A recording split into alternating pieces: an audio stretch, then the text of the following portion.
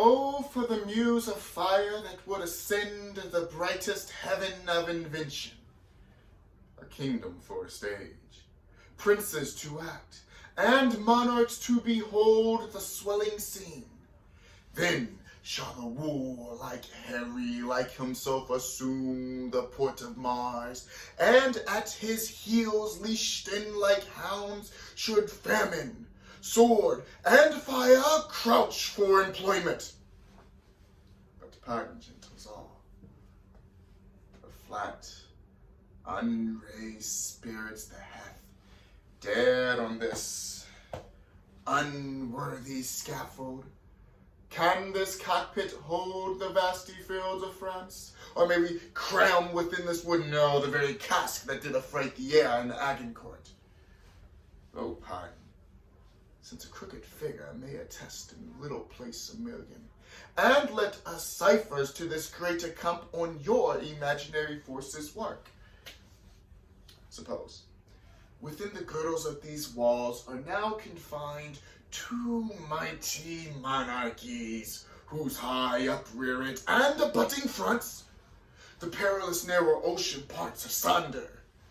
Piece out our imperfections with your thoughts, and to 1,000 parts divide one man, and make imaginary puissance.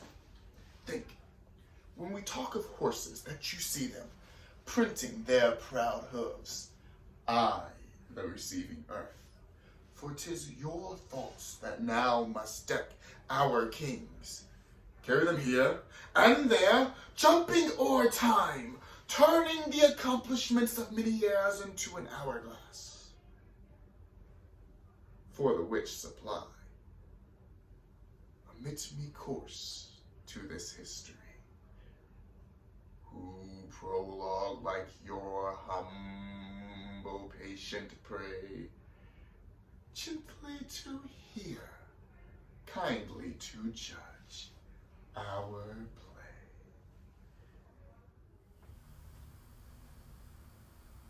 Welcome, good Robin.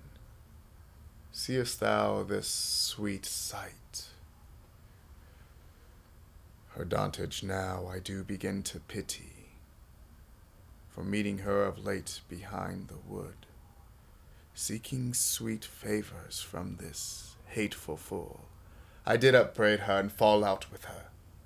For she his hairy temples then had rounded with coronet of fresh and fragrant flowers, and that same dew which sometime on the bud stood now within the pretty florist's eyes, like tears that did their own disgrace bewail.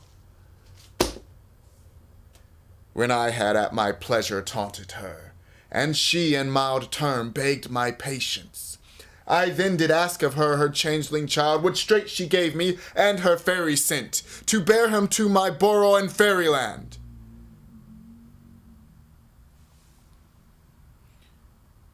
Now I have the boy, I will undo this hateful imperfection of her eyes. And gentle Puck, take this transformed scalp from off the head of this Athenian swain, that he awaken when the other do may all to Athens back again repair. And speak no more of this night's accidents, but as the fierce fixation of a dream. But first, I will release the fairy queen.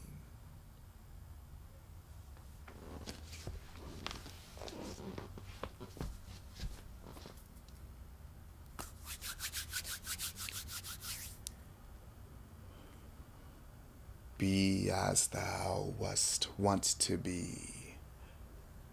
See as thou wast wont to see. Dian's bud or Cupid's flower hath such force and blessed power.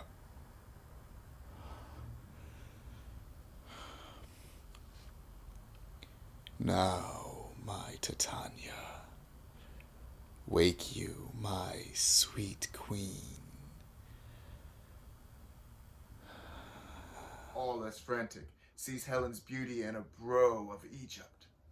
The poet's eye in a fine frenzy rolling doth glance from heaven to earth, from earth to heaven, and as imagination bodies forth the forms of things unknown, the poet's pen turns them to shapes and gives to airy nothing a local habitation and a name.